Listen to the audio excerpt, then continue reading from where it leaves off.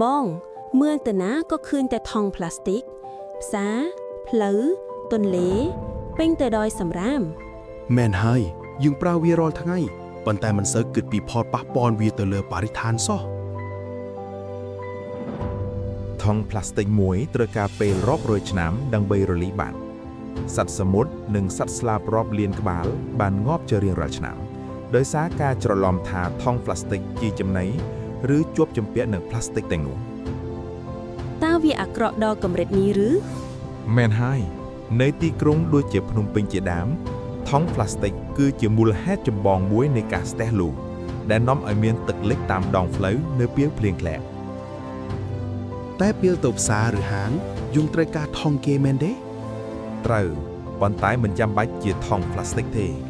អញ្ចឹងយើងអាចប្រើអ្វីជំនួស មានដំណោះស្រាយងាយៗការប្រើប្រាស់ថង់បរិស្ថានបដិសេធថង់ផ្លាស្ទិកពេលទិញរបស់តិចតួចប្រើប្រអប់បាយឬដបទឹកផ្ទាល់រួនចែករំលែកពីផលប៉ះពាល់ថង់ផ្លាស្ទិកដល់គ្រួសារនិងមិត្តភ័ក្តិ វាហាក់ដូចជាងាយហើយអាចធ្វើបានភ្លាមៗ ចាប់ពីថ្ងៃនេះខ្ញុំនឹងនាំកាបូបផ្ទាល់ខ្លួនទៅផ្សារប រិស្ថានស្អាតមិនមែនការងាររបស់នរណាម្នាក់តែមួយប៉ុន្តែជាការទទួលខុសត្រូវរបស់យើងទាំងអស់ ឈប់ប្រើថង់ផ្លាស្ទិកចាប់ផ្ដើមពីខ្ញុំ ដើម្បីអនាគតបៃតង